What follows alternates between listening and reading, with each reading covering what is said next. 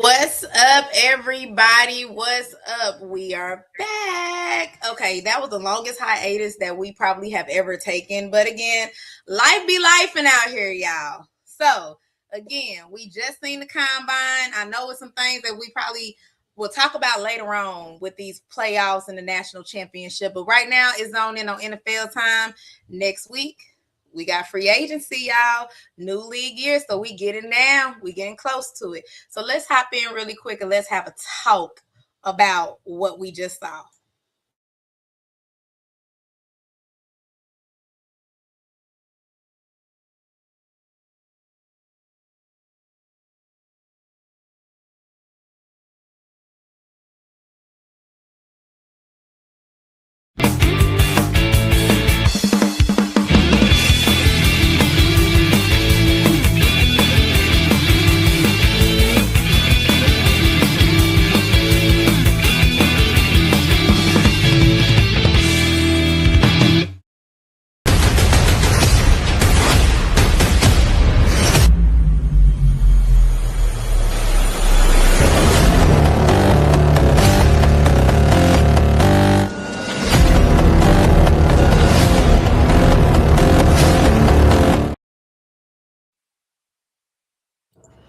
All right, everybody. Welcome back. Welcome back. Welcome back. I know y'all probably missed us for a little bit. Tonight we got J Mick, we got Snug. Sneak Hen is handling some personal business, so he'll be with us next week. But we do have a special guest. We got Mr. Eric Robinson coming in and speaking with us tonight when it comes down to this draft and these prospects and all of these trades. So we are going to jump in and get it started. So y'all, I know y'all seen these trades. I know that big one with Mr. McDuffie going on over there to the 49ers. Correct me if I'm wrong. Rams. No, the Rams. The Rams. See, look, one of them California teams, shoot. But no, he's going over there to the Rams, and I know that shook a lot of things up. But again, the Chiefs got money. They trying to make some money moves. They picked up an extra draft pick as well. So let's start in with Mr. Robinson. What do you think about that trade, or what do you know about what the Chiefs are trying to do, or even the Rams? I mean, the trade is interesting, and this is part of the reason why I always say that the NFL offseason is probably the best offseason of all the professional sports, because of the intrigue and having moves like this being made out of nowhere. To me, I kind of look at moves like this being made during the offseason, and I kind of sort of just want to read in between the lines. And I'm looking at a Rams team right now that was a game away from another Super Bowl berth. And we all know what it was, the Achilles heel that kind of sort of let them down.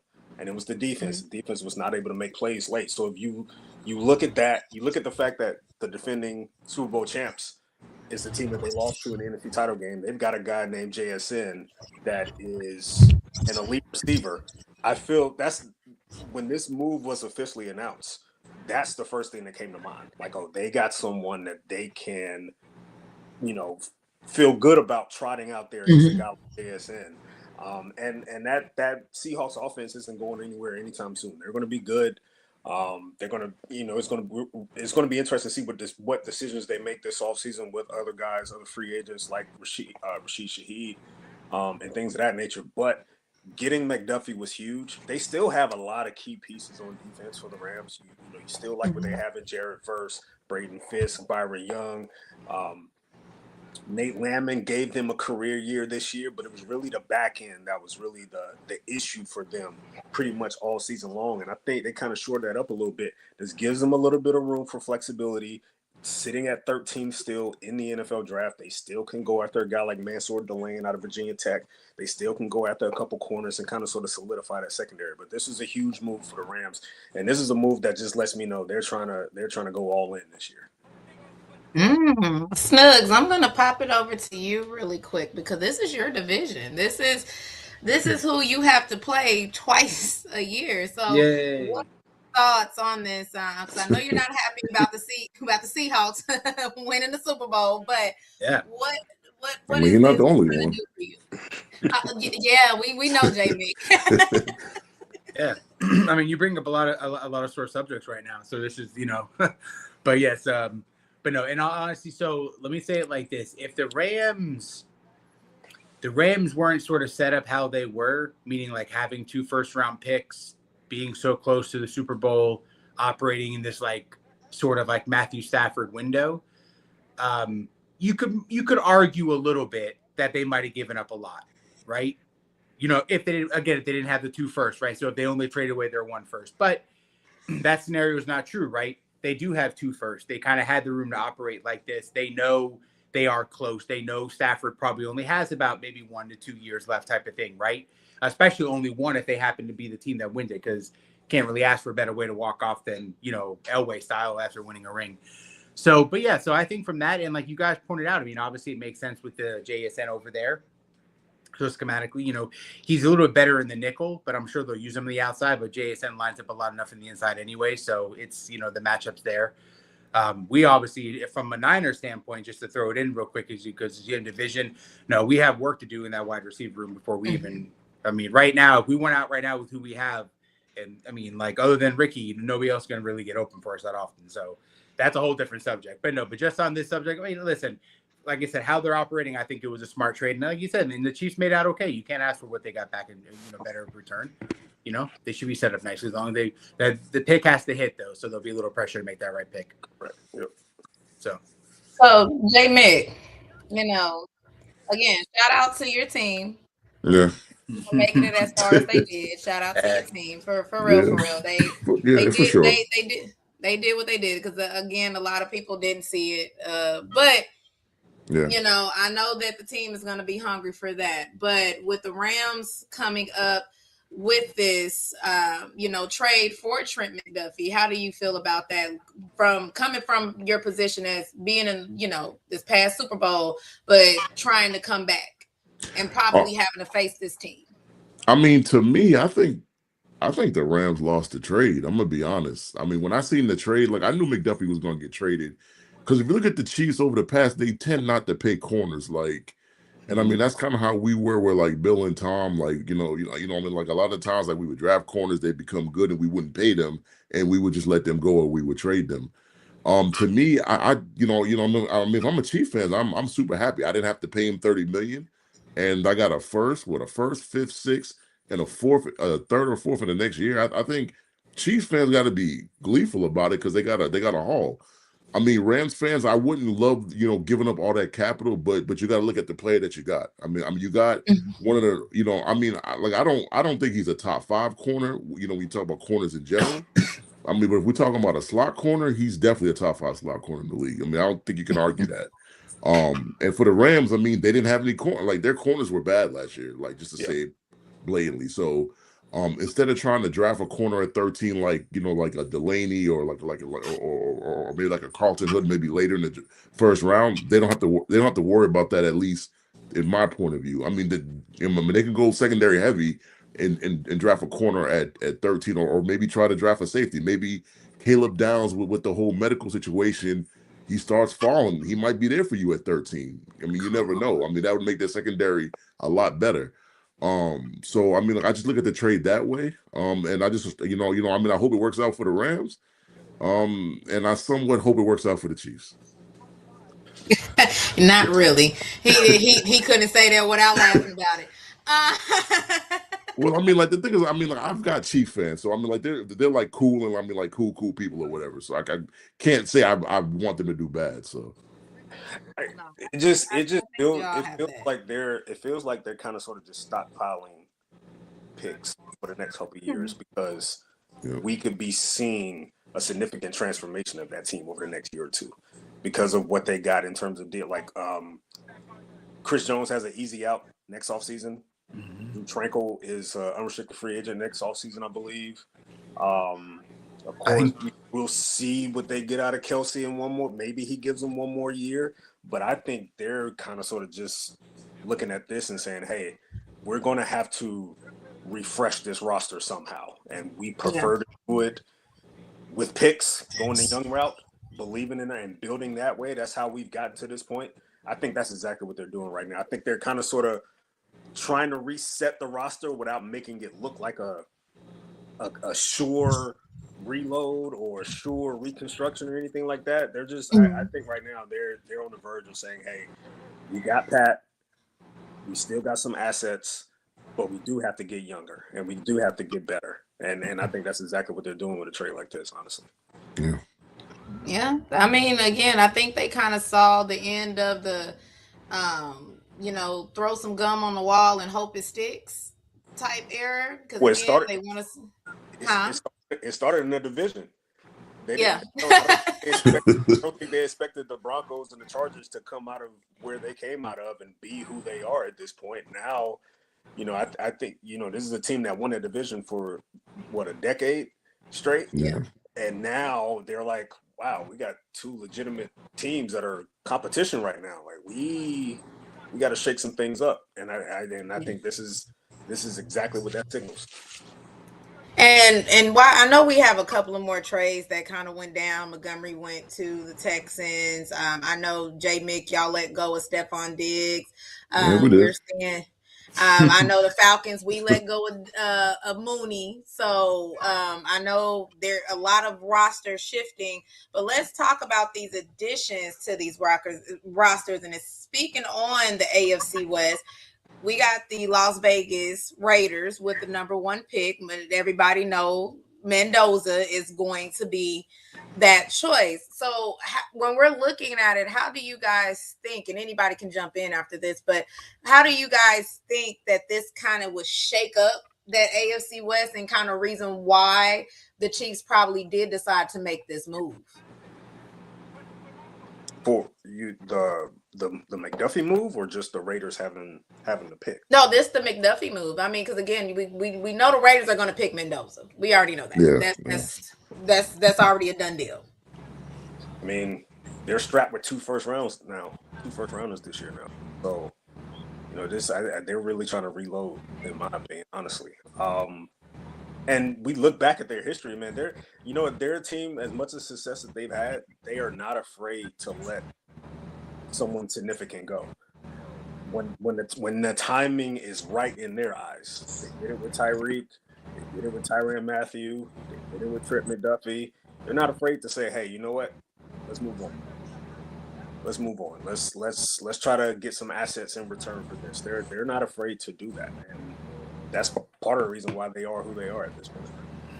Yeah. I mean, I think for me, like the Raiders situation is interesting, right? Because we know they're going to draft Mendoza. Like I think, I mean, unless Mendoza do something criminally wrong, he going number one overall. Let's just be honest.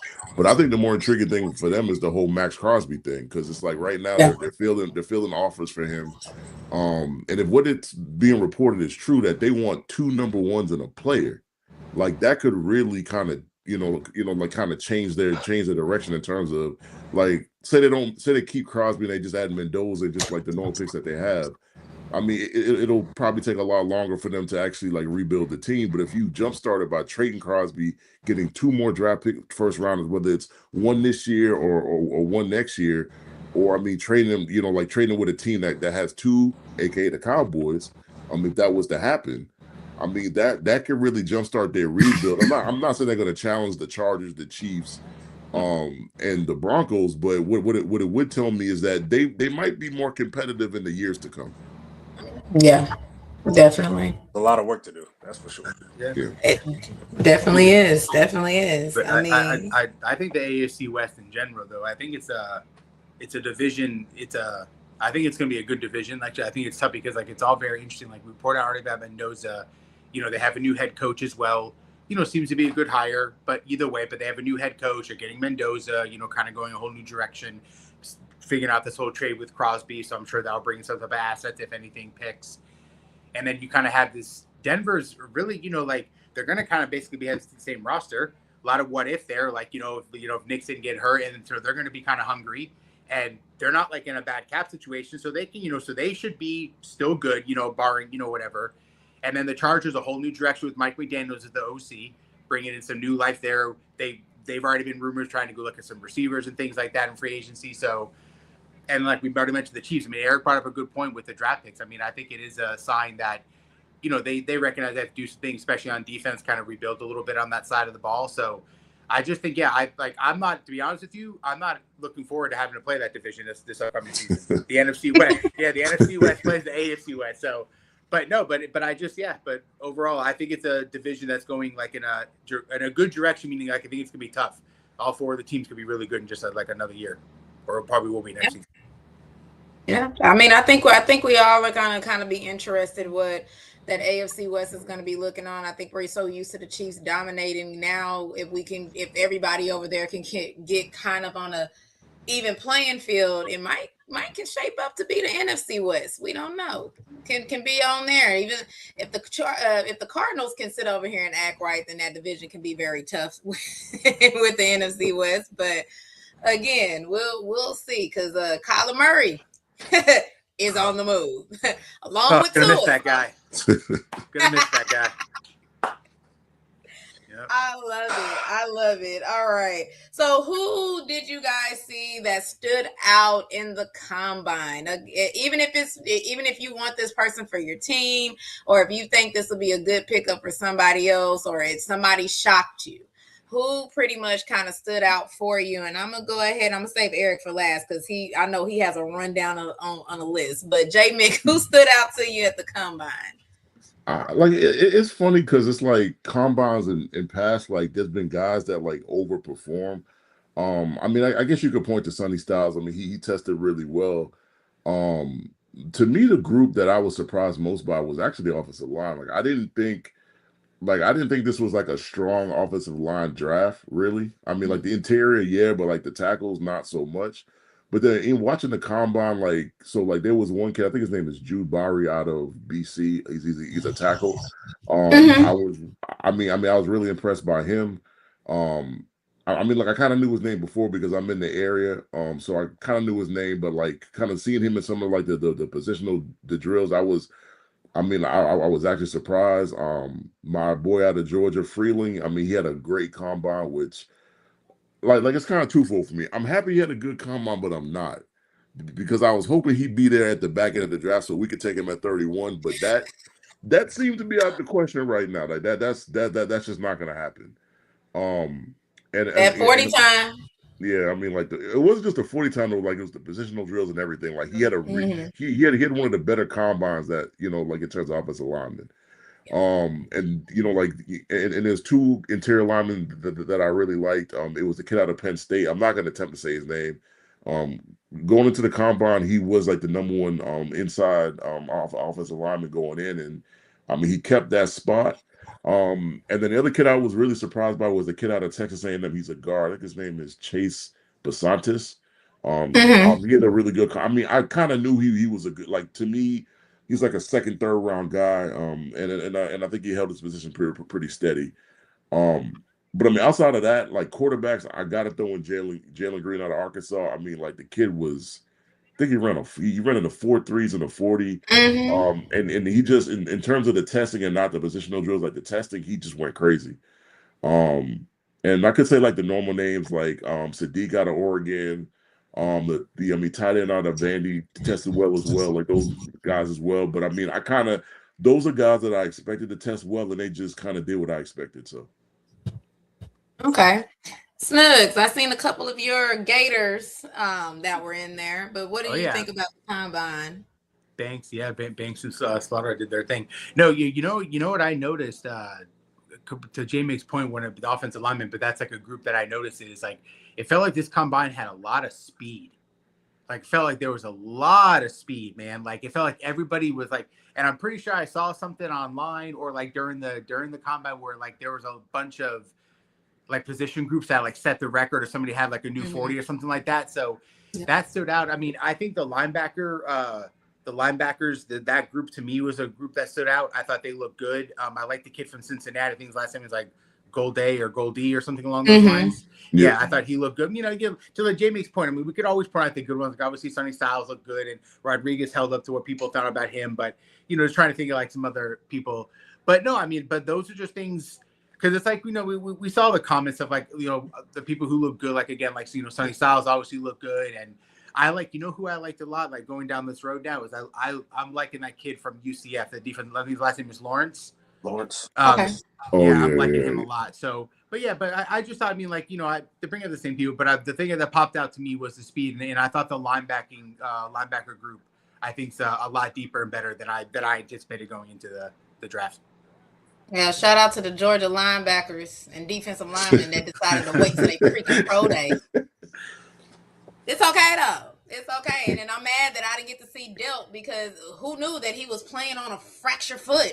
So didn't get a chance to see him because of liability issues. But saw my other dude. Shout out to Dylan Bell. He actually performed better than what I thought he was going to do. So, but go ahead, Eric. I know you have a long list, so we're ready to hear it.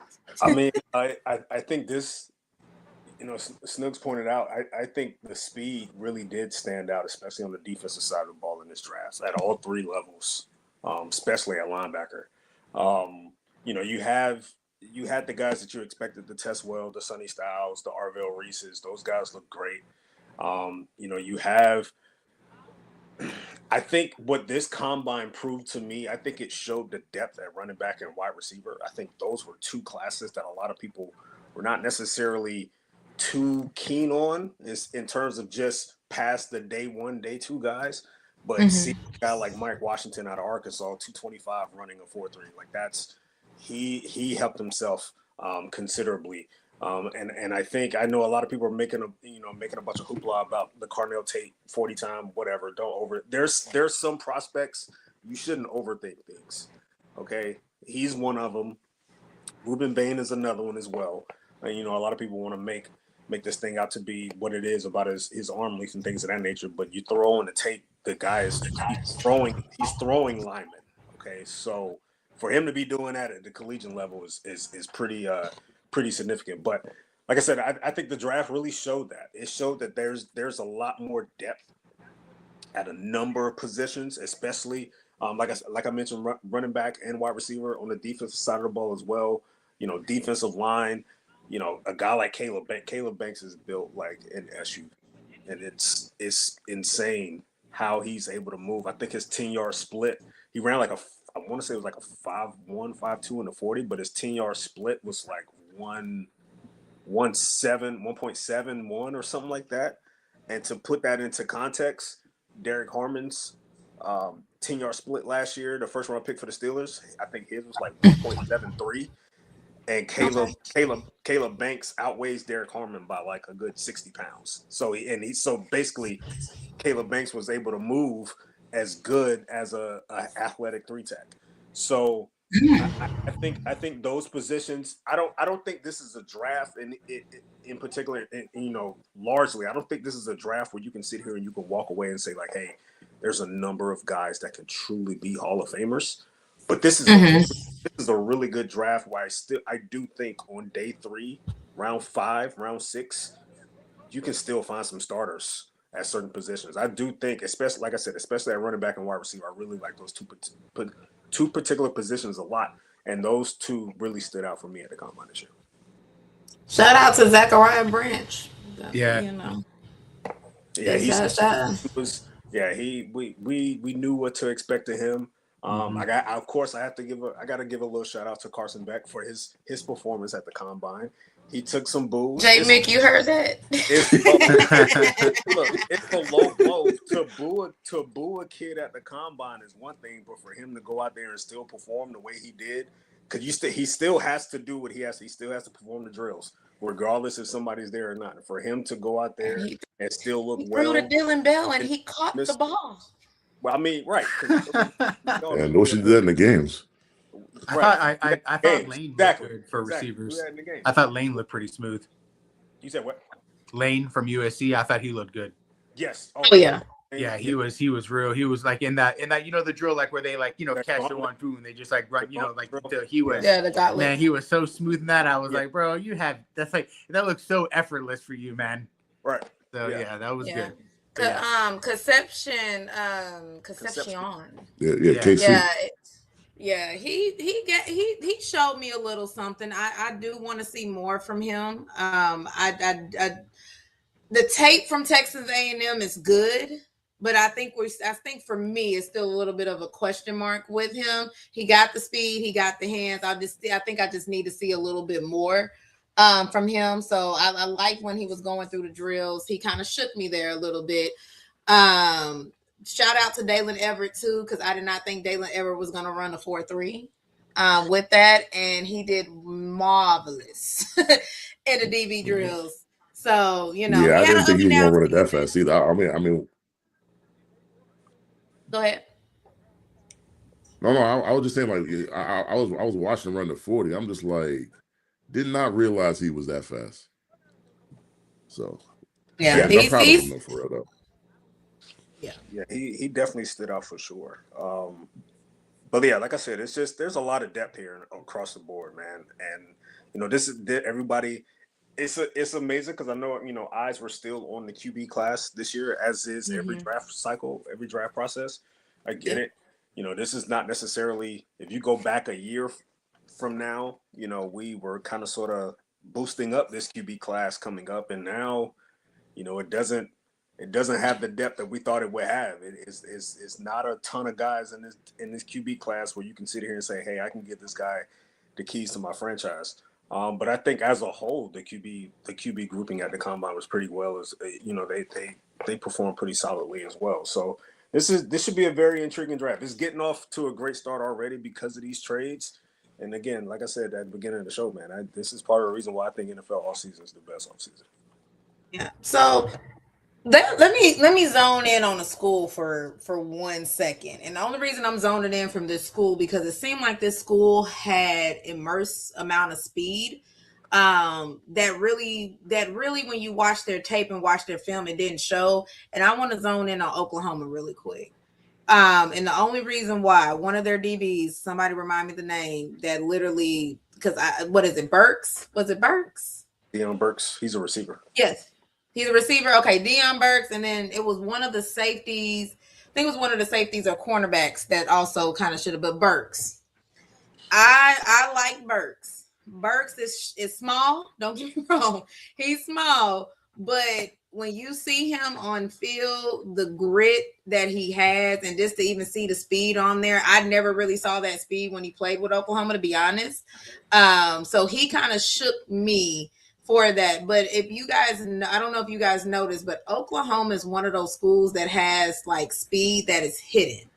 I don't know if you know that, I mean, like, because I his mean, he dealt with injuries a lot at Oklahoma, that's true. He's so that injury was part prone. of the That reason is true. that was part of the reason why a lot of people were not too on him when it comes to him being or looking at his Oklahoma tape and things of that nature. But I think he led all receivers in the vertical this year. I think he had like 41 or 42 or something like that.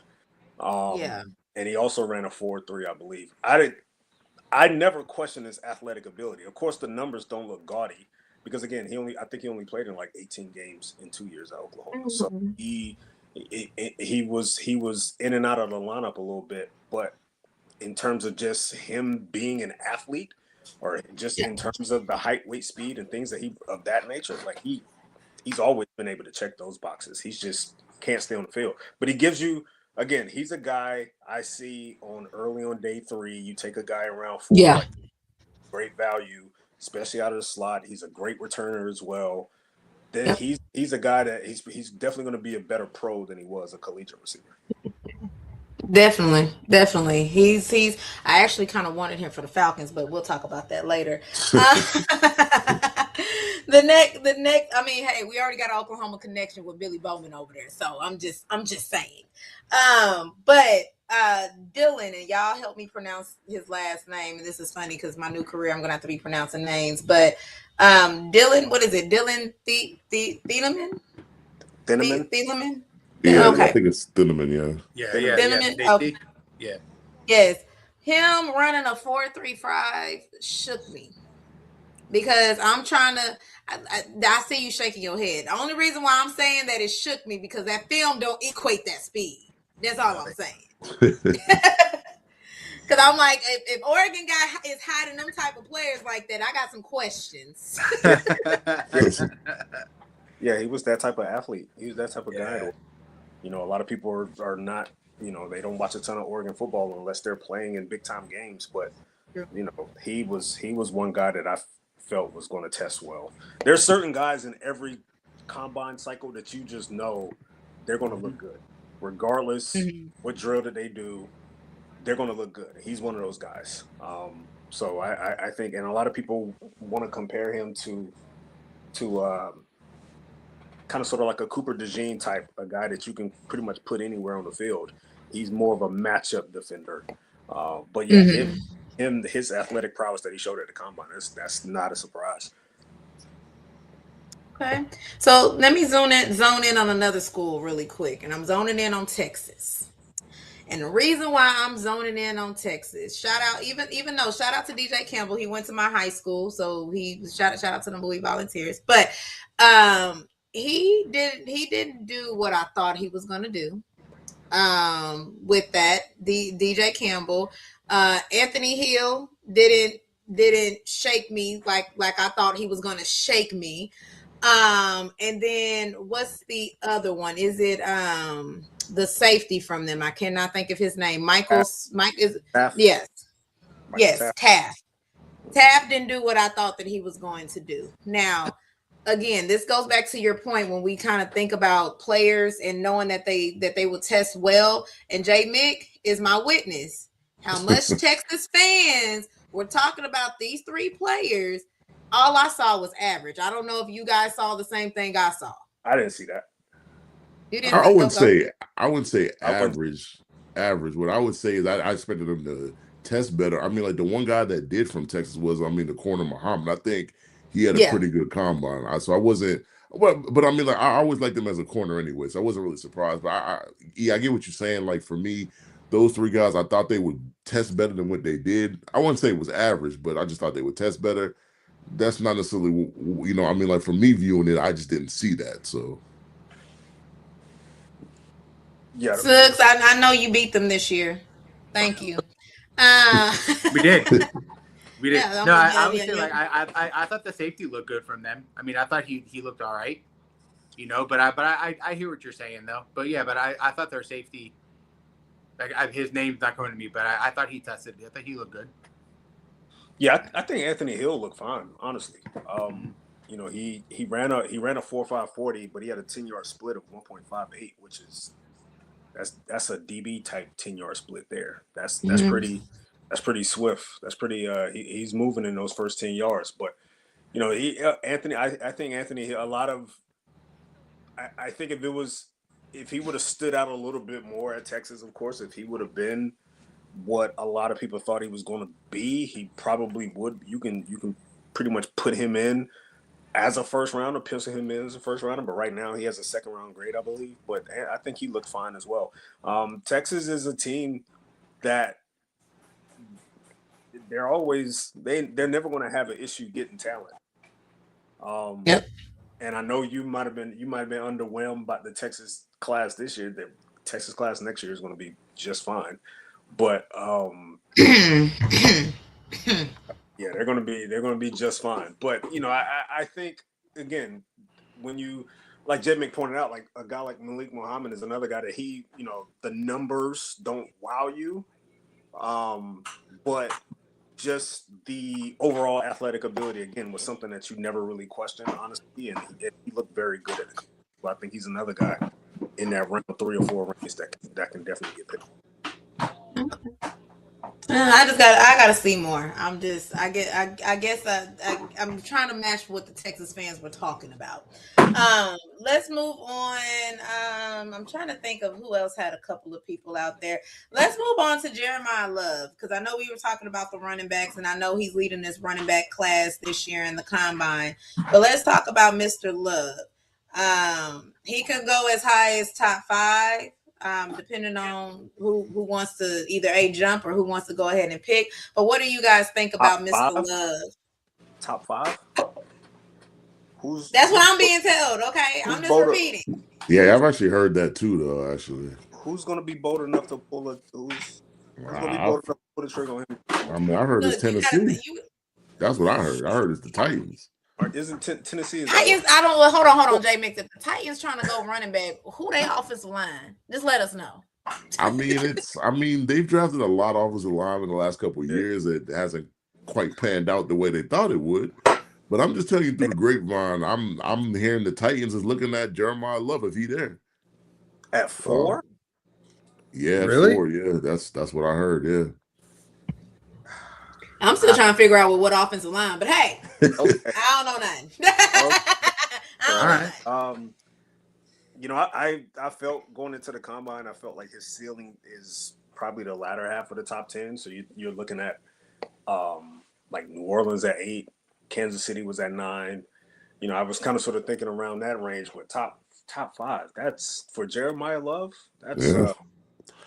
And I heard that the Commander fan, like this is not from like beat reporters, but the Commander fans love themselves some Jeremiah Love right that's now. Oh a little yeah, they do, man. They love that's themselves a some love little right Yeah, now. too rich for my so blood. I was listening to them the other day. I'm laughing because it's just because you're so spot on. I was like, they're talking about this guy like he's been on the team and he's hitting Emmitt Smith career rushing numbers. I mean, they talk about like he the next Barry Sanders, man. That's Like, how yeah, they talk about him. they're like, they had like slogans made up already, the like T-shirts ready. Oh yeah, Yeah, Wow. so it's fair to say that oh they're yeah, in yeah. love It was with crazy. Jeremiah Check 'em Love. out. Yeah. Wow. We'll see. We'll there's no doubt, he's been a great producer at the collegiate level. He's the guy that I believe he had 1,300 yards in each of the last 2 years. Um, the numbers are there. I get it. There's still certain things that I question about just his overall. What does he bring to an offense? Is he more of a David Montgomery-esque type guy that's like he's more of just a high volume guy? You don't really expect much out of him in the passing game. Like for what Tennessee wants to do to take a running back at 4 would kind of have me scratching my head a little bit, because I know they want to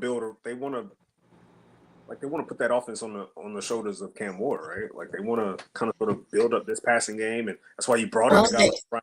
You brought in Brian Daboll for a reason, right? Like you. Mm-hmm. I mean, well, if they I- want to put it on Cam Ward's shoulders, you got to make sure he has an offensive line to protect him, so he's not running Agreed. around and being on his back. But Brian Daboll doesn't.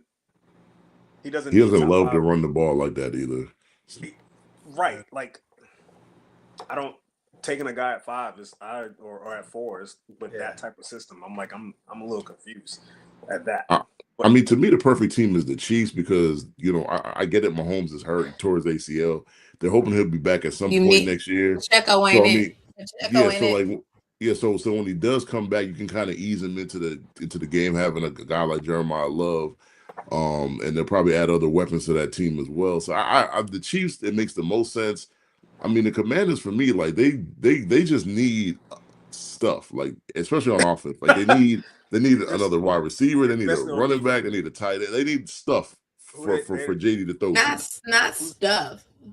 Yeah, I mean they need stuff. Like, and I know that they think they're going to sign Brandon Ayuk. I know that's everybody's thinking that he going there.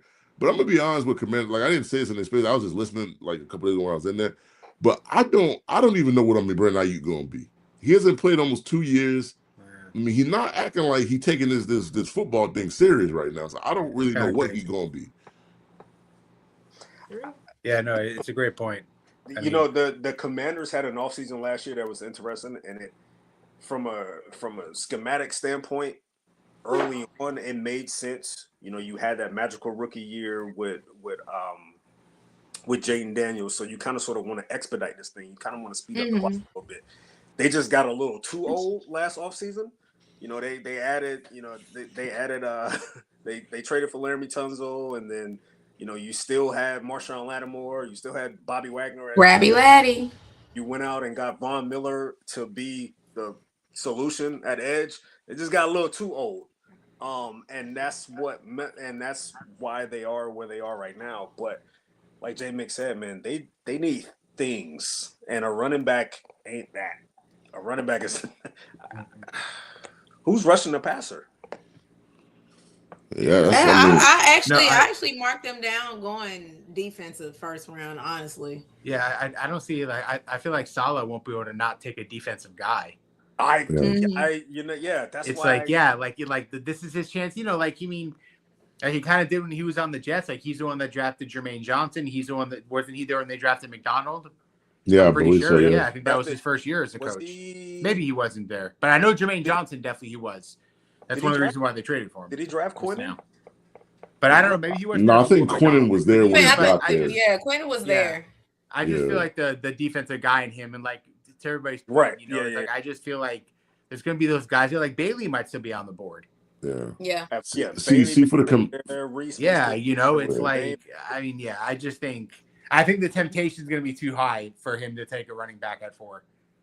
Yeah, but so the funny thing is, even if the running back they don't choose to take him, I'm very interested to see do they choose the linebacker or do they choose the edge rusher? Because you know, I mean, there's a world where Sonny Styles could still be there, Bailey could be there, and Bain could be there. So it's like, and they, you know, I mean, like they need a guy like Sonny Styles, but they also need a guy like Bain or Bailey. Like they have a lot of different things that they need on Yeah. that team. Mm-hmm. And so Actually got that's, Bane going to the Chiefs if they don't pick Jeremiah Love, There it if is. he's still there. I mean, Bane. I mean, people are talking about the whole, like, you know, like the arm length. Trust me, like I know about the whole arm length thing from last year.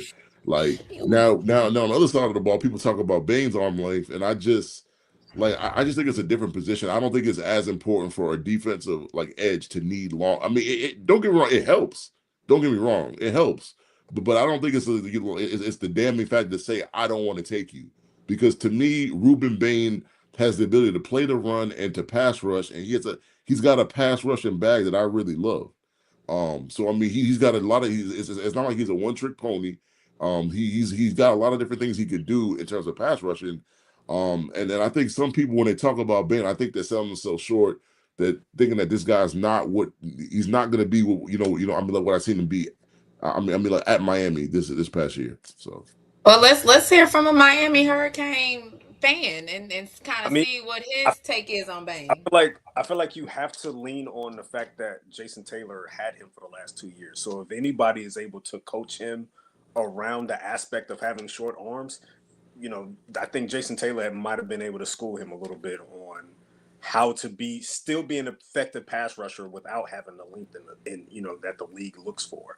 The thing with Bain, I mean, a lot of times, you know, when it comes to arm length, the one thing that teams covet the arm length, of course, because when it comes to pass rushing ability, it's harder for offensive linemen to really get into your torso if you have that length to extend and keep them off your upper body, as well as it is a factor in run defense. But if you look at his tape in run defense, he was pretty damn good in run defense this year. I just think the way that you can be able to move him up and down the line, you don't have to keep him at edge full time. You can get funky on third downs and kick him on the inside, and he'll still be an effective rusher. I just feel like there's certain guys you don't need to overthink, and he's one of them. And certain traits that he showed at the collegiate level, the play strength, the run defense, the ability to get after the pass rush on key critical downs, key critical moments in during the game. Like, man, he has it. He checks the box. I would take him as the first edge off the board. That's me, but of course, there might be a little biased opinion with that. I get it, but he's elite, and I'm not worried about the arm strength. I think he's going to overcome that. Yeah, I mean, personally, like, I'm a firm believer that I think the Jets and trading Johnson to the Titans. I think the Jets should go edge at number 2. And people, Oh, it's a I've said it, sure thing. and It's just I've a matter of who. That's yeah, my. and I said that they should go Bain. I mean, I'd hate to They have to probably see would. Bain twice a year for the next 7 to 10 years. But if I'm making the pick, and I told the Jets fans that's who I would pick. But I think they're Bill kind of in Kiper love with got them Reese right taking now. Caleb Downs at number 2. Just want y'all Yeah, to know that. I saw that a recent mock draft had him taken, and there was It's another. possible. There was was it Reese? I had to go look, but I saw some recent mock draft, but one I Yeah, did see I mean, did the have Jets down. fans, they love themselves some Reese right now.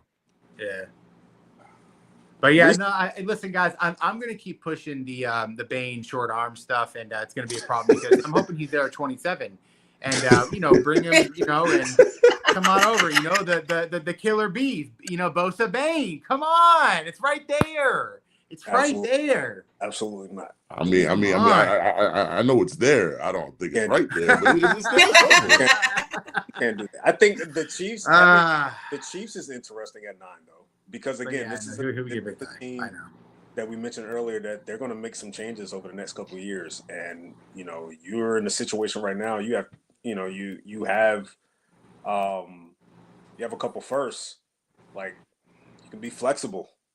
Yeah. You can be flexible. You can kind of sort of go against the grain now, a little bit. So that is interesting. I don't think he falls that far. Um, I don't think the Commanders should thumb their nose at him. I mean, they have nothing else.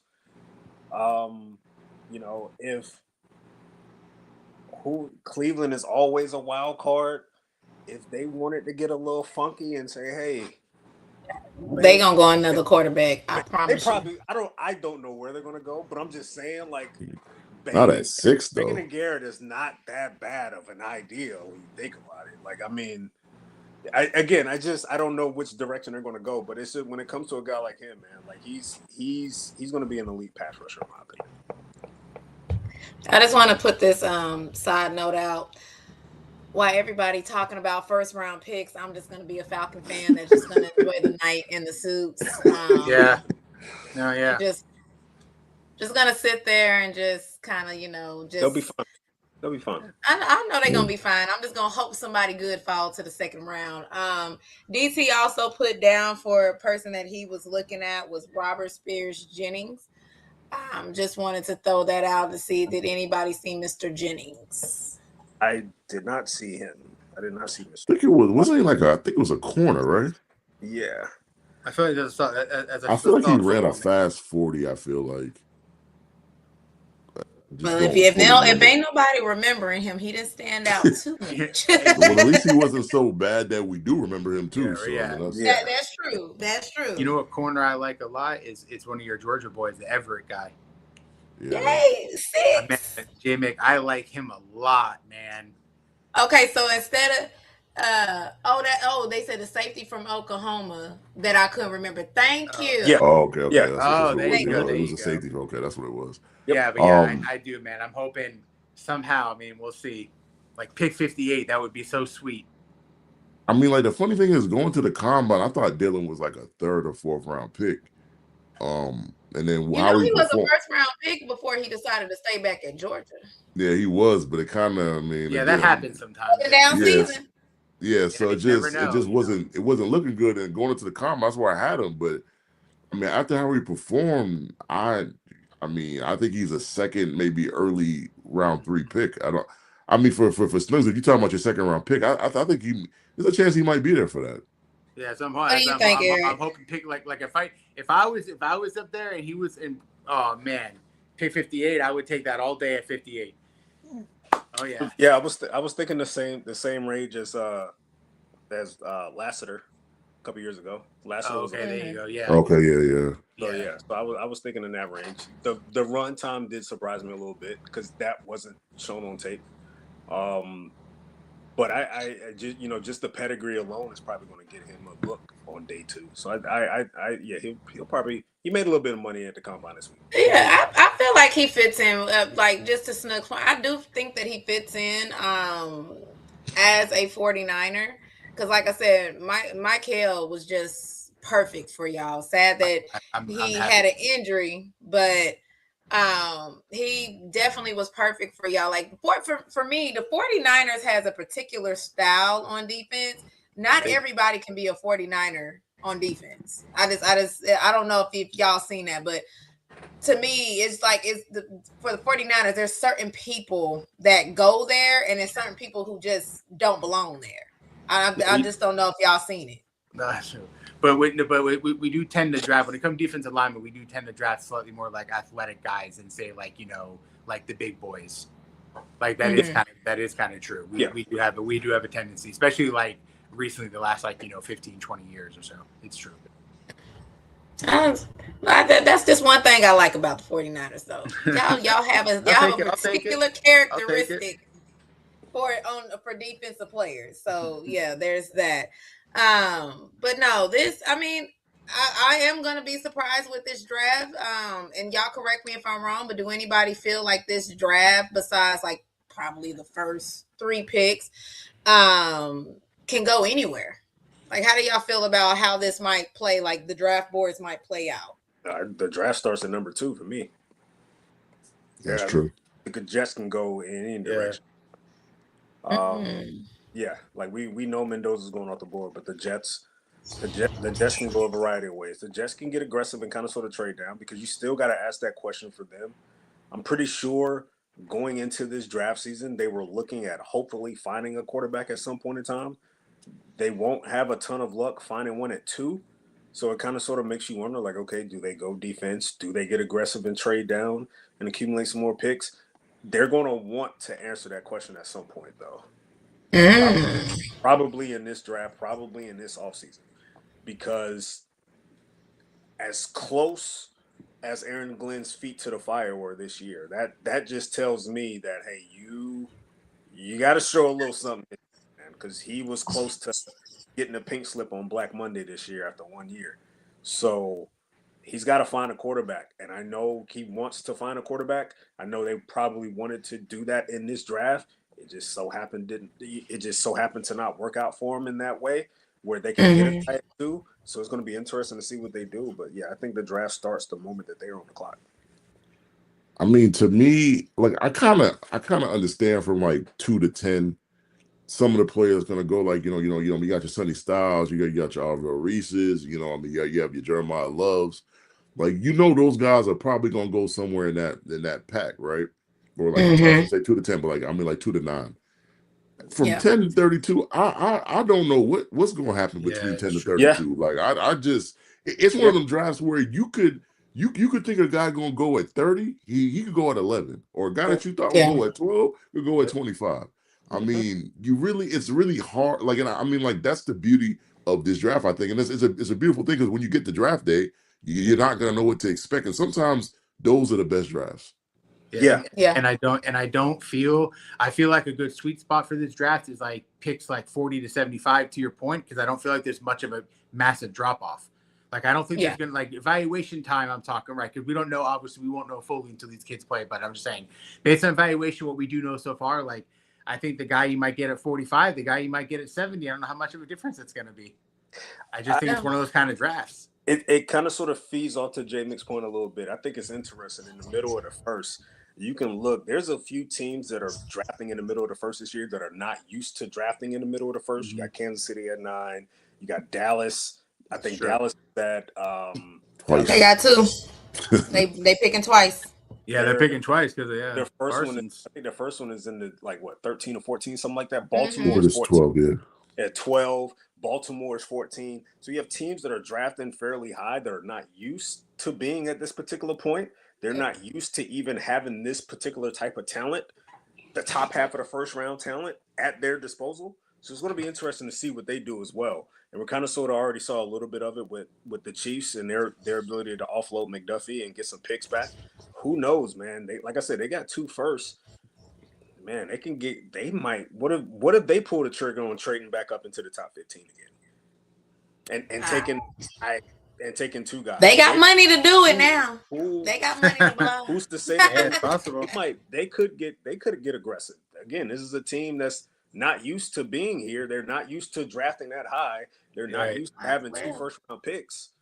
Who knows, man? So yeah, it's It's like you true. guys alluded to, like this outside of the top 8, top 10, maybe. Man, it's anything can happen. Honestly, Yep.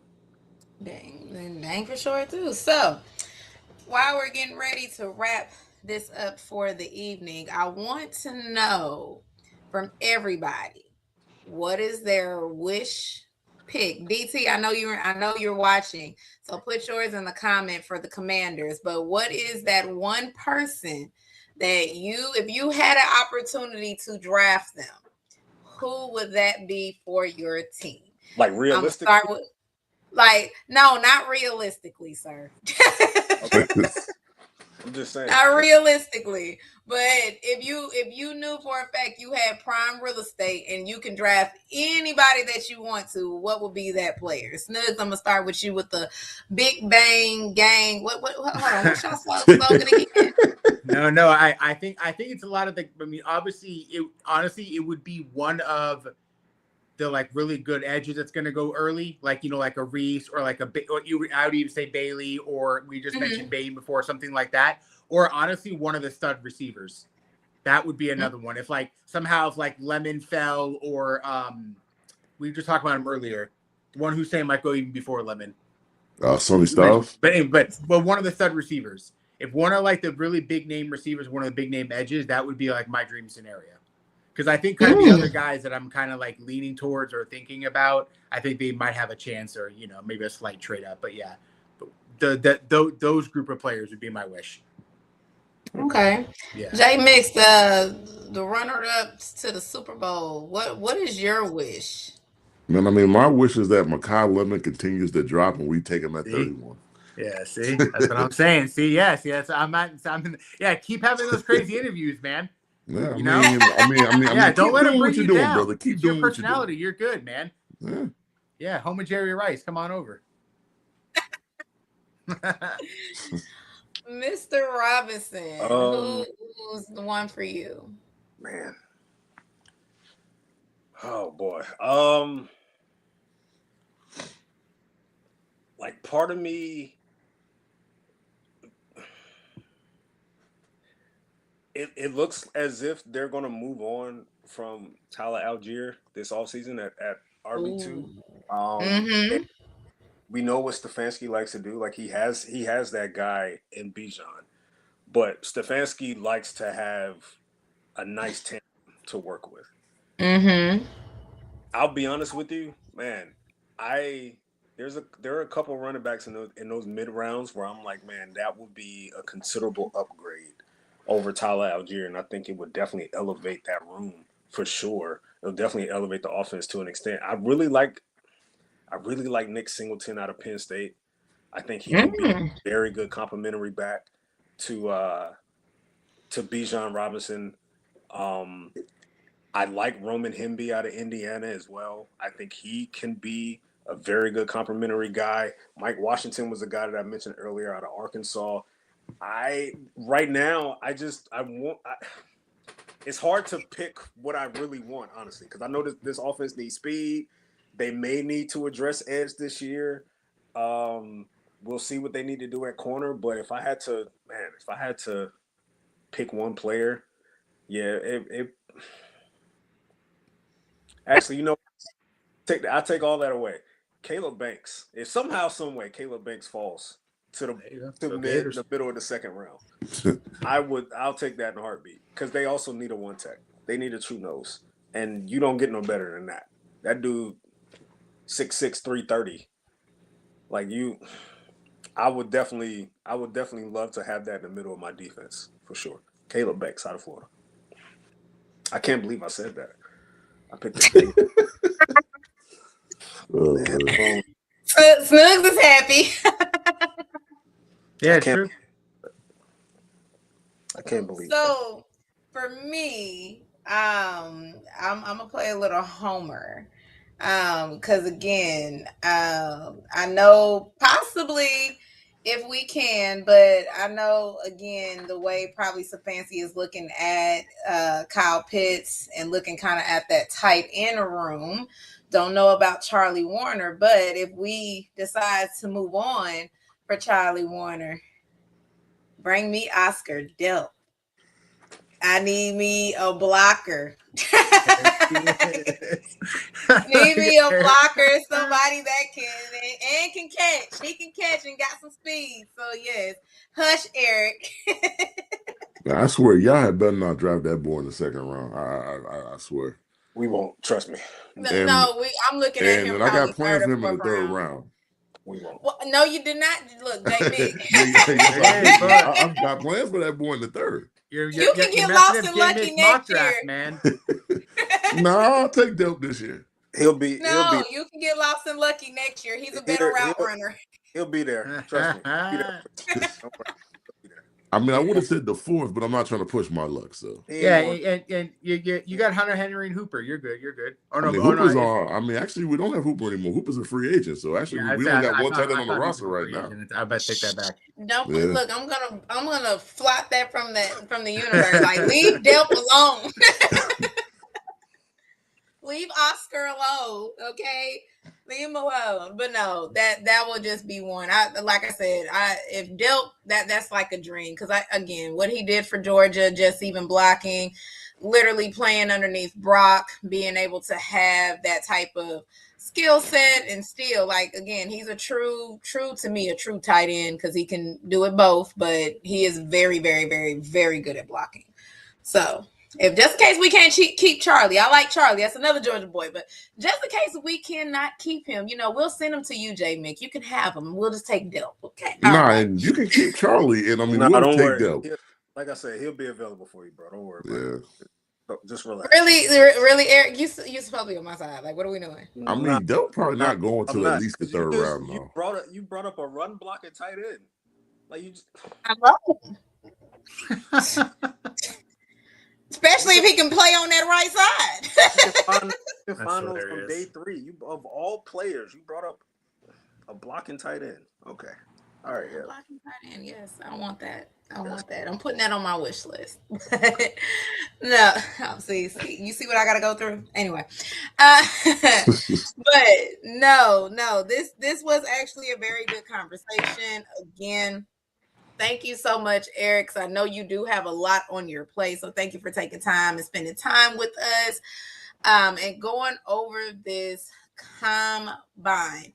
Again, we're going to be back next week, y'all. We're going to have Dame come in and give us a bird's eye view of what he saw at the combine as well. So we're going to get a little deep and then get ready for our show when it gets closer to draft time. Okay. Cause we're going to see what our teams do. Again, I'm going to just chill and judge all the fits in the first round, figure out who the cleanest fits, that's what I'm going to do on my off time since I get to watch everybody else have fun, because just like Eric said, we might be in a need for an edge this year. All right. So on that note, we will see. What was you finna say?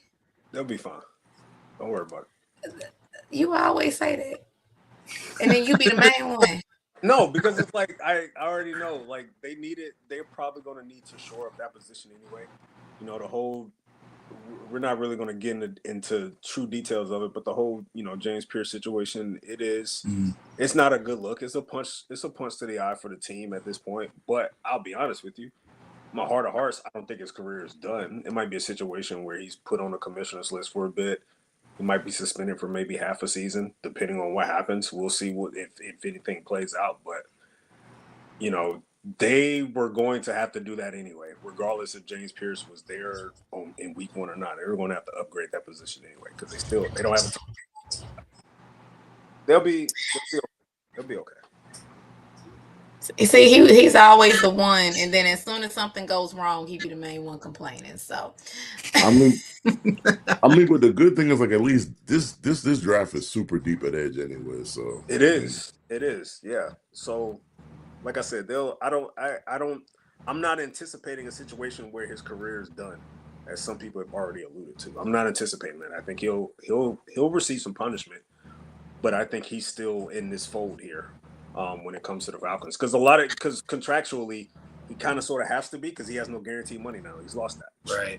So, as long as it's not a situation where he's facing extensive jail time or anything like that. Like right now, I'll be honest with you, I think I'm just anticipating a heavy suspension and he'll still be a Falcon in 2026. Let us pray. Knock on wood though. Don't take my word. Yeah, we can never have nothing nice because now we're gonna have to replace 10 sacks. Jesus. Falcon, hey, maybe you can use your first round pick. I'm sorry. You know what's nuts? On that note, we are out of here.